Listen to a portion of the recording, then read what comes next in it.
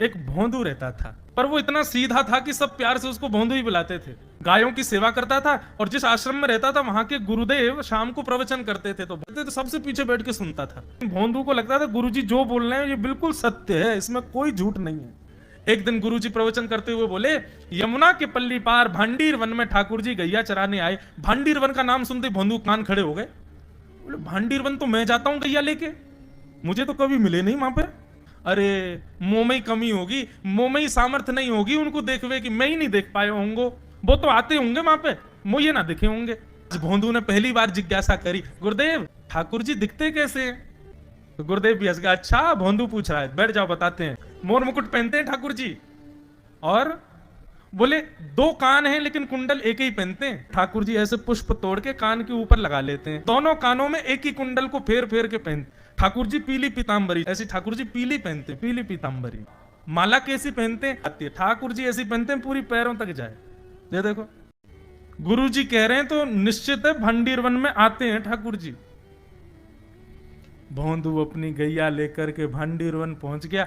गैया चर रही थी, अब भोंदू ढूंढ रहा है, कभी वृक्ष के नीचे जाके देखे, कभी कहीं देखे, कभी ढूंढे कहीं से चंदन की सुगंधी आ जाए। गुरुजी बता रहे थे उनमें से चंदन की सुगंधी आती है, क्या पता कन्हैया यहीं कहीं हो। इतने भाव से, इतने प्रेम से और इतने भोलेपन से ढूंढने लगा ठाकुर जी को, और ठाकुर जी नहीं मिलते ना तो अपने आप को ही कोसता, मुंह में योग्यता ना होगी यही मारे ना मिल रहे, ठाकुर जी तो यही है। गुरु जी की बात गलत नहीं है, ठाकुर जी तो यही है। उसके उस सहज भाव पर, उसके उस सरल भोंदूपने पर ठाकुर जी रीझ गए। और इतने में ही भोंदू हताश निराश उदास बैठा था, खुद को कोस रहा था, मुंह में योग्यता ना है, मुंह ठाकुर जी मिलना है रहे। इतने में ही देखा सामने से असंख्य गायों का झुंड आ रहा है, और भोंदू ने जैसी उन गायों को देखा, ऐसी गाय कभी देखी नहीं, अलग गाय, सींग चमक रहे हैं, सींगों के ऊपर के भाग में सोने चांदी मढ़े हुए हैं, ऐसी ऐसी सुंदर सुंदर तंदुरुस्त गैया। तभी देख रहा है भोंदू पीतांबरी पहनी है, गले में वैजंती माला धारण की है, सिर पर पाग पहनी है, एक कान में कुंडल है, मंद मंद मुस्कुरा करके दतुइयां दिखा रहे हैं, कटाक्ष नेत्रों से कभी इधर देख रहे हैं कभी उधर देख रहे हैं, अपनी वेणु को कमर में कस करके गैयाओं के गले में गलवैयां डाल करके श्याम सुंदर भोंदू की तरफ चलते भय आ रहे हैं। ये दृश्य देखकर के हाथ पांव कांपने लगे भोंदू के। उसको लगा मेरे पास तो आएंगे ही नहीं, है वहीं से मुड़ जाएंगे, अब मैं उनके पास जाके उनको असहज नहीं करूंगा, यहीं से देख लूं, यहीं से प्रणाम कर लूं। लेकिन जैसे जैसे प्रणाम करके ऊपर देखता, ठाकुर जी और पास आ रहे हैं, और पास आ रहे हैं, और पास आ रहे हैं। जैसे ही ठाकुर जी आकर के बैठे, भोंदू के पास शब्द नहीं है, हाथ पैर कंपित हो रहे हैं, उसको सूझ ही नहीं रहा करूं क्या मैं, इनके लिए क्या बिछाऊं, कहां बैठाऊं। ठाकुर जी ने अपने आप ही भोंदू के गले में हाथ डाली, अरे तेरा नाम कहा है? जैसे ही ठाकुर जी ने नाम पूछा, भोंदू अपना ही नाम भूल गया, बोले मुझे याद ही नहीं मेरा नाम क्या है, पर प्रेम से सब लोग मुझे भोंदू बुलाते हैं। अब तो भोंदू नाम सुनते ही ठाकुर जी ताली दे दे के हंसने लगे, तेरा नाम भोंदू है? बोले हाँ मेरा नाम भोंदू है। और ठाकुर जी आपको अच्छा लगो? बोले हाँ बहुत अच्छा लगो। आपको नाम कहा है? ठाकुर जी बोले तुम वो ना जाने? बोले जानू तो ना हूं, लेकिन गुरु जी ने जैसो रूप बताया वैसो ये आपको, तो आप कहीं नंद नंदन तो नहीं हो?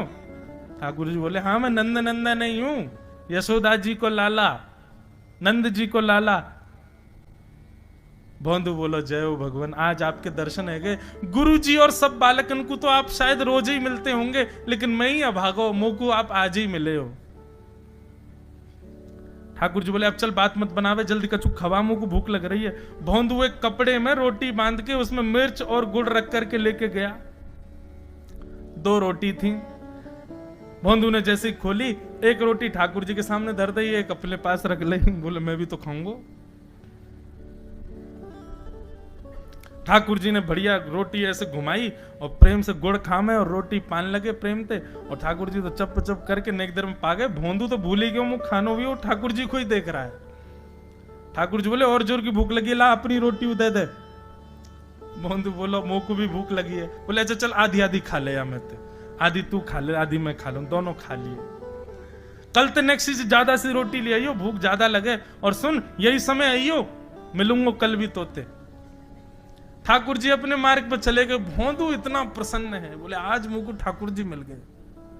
गुरुदेव के प्रवचन का समय हो गया, भोंदू पीछे जाके बैठ गया, अपने गुरुदेव को प्रणाम करे, इनकी कृपा से ठाकुर जी मिले। उसने किसी को नहीं बताया, उसको लगा सबको ही मिलते हैं भगवान, मुझे ही मिले हैं बहुत दिन बाद।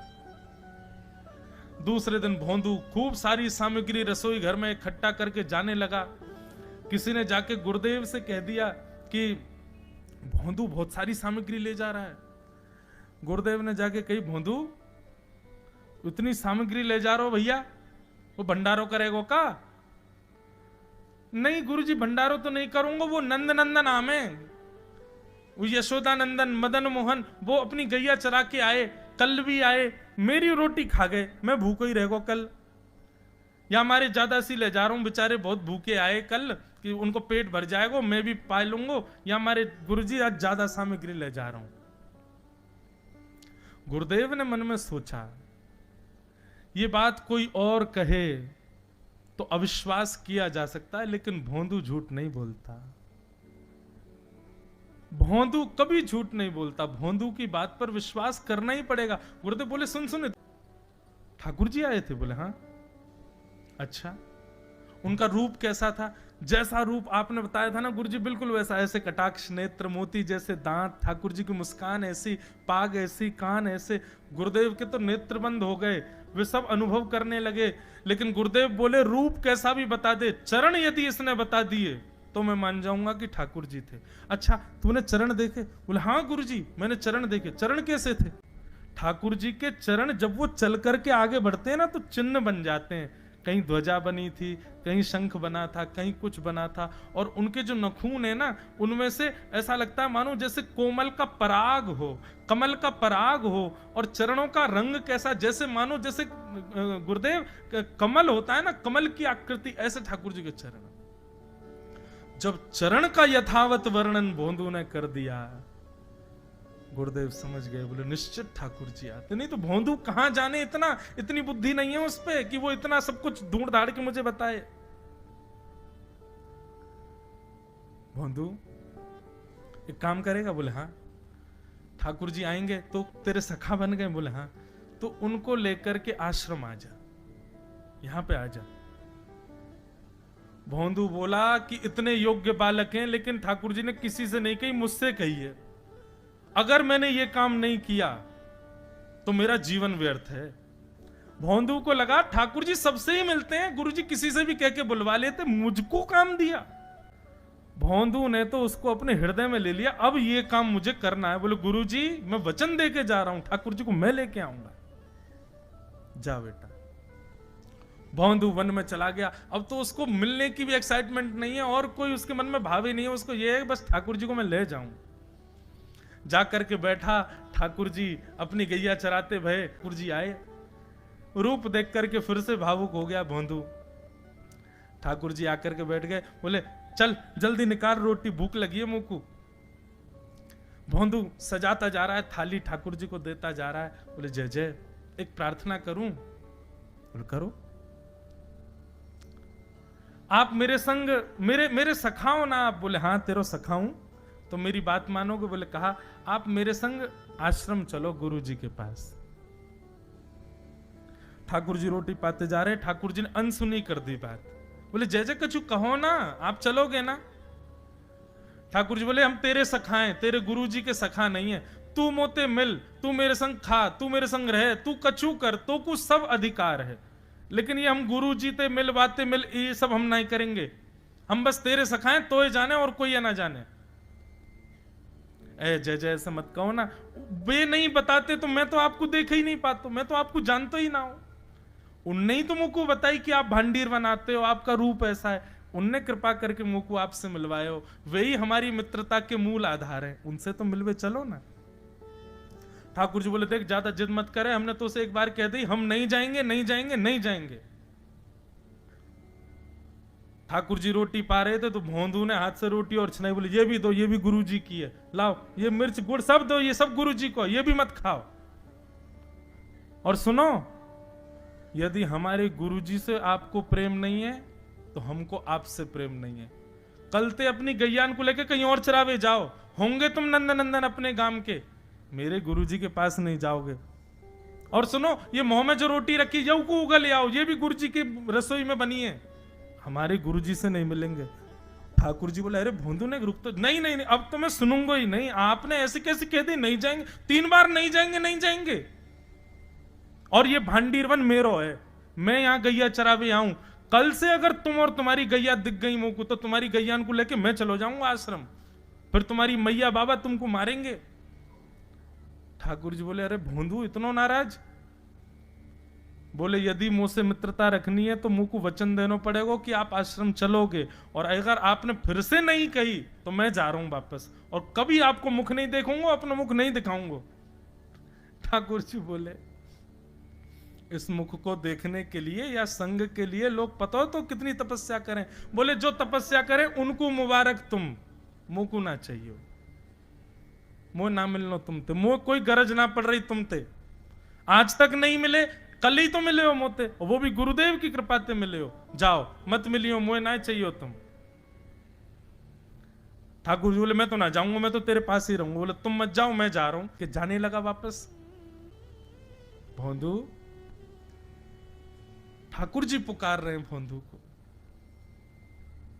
मानो जैसे त्रिलोकी लेके जा रहा है वो ठाकुर जी के, जैसे मानो पूरा ऐश्वर्य ठाकुर जी का ले जा रहा हो। अरे भोंदू ने रुक तो जा।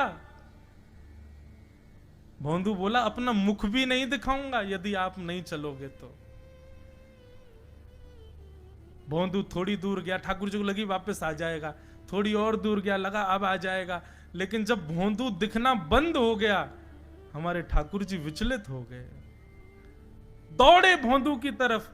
ठाकुर जी दौड़ करके गए और जाकर के भोंदू के पिद्दी पे चढ़ गए। बोले ले चल अपने गुरुदेव के पास, चलूंगा तू जहां कहेगो, लेकिन तो दूर नहीं जान दूंगा। और भोंदू ठाकुर जी को ऐसे ऊपर चढ़ा करके लेकर के आश्रम जा रहा है। गुरुदेव आकर के खड़े हो गए और मन में बस विचार कर रहे थे, हाथ पांव कांप रहे थे, बोले ठाकुर जी आएंगे कि नहीं। इतने में ही भोंदू आया और तभी देखा भोंदू के पिद्दी पर ठाकुर जी टंगे भय आ रहे हैं। आज गुरुदेव ने जाकर के पहले भोंदू को प्रणाम किया, बोले जय हो, धन्य है तू। इतनी तपस्या की, इतना भजन किया, घर परिवार त्याग दिया, वैराग्य त्याग सब हमारे जीवन में, तब भी ठाकुर जी नहीं मिले।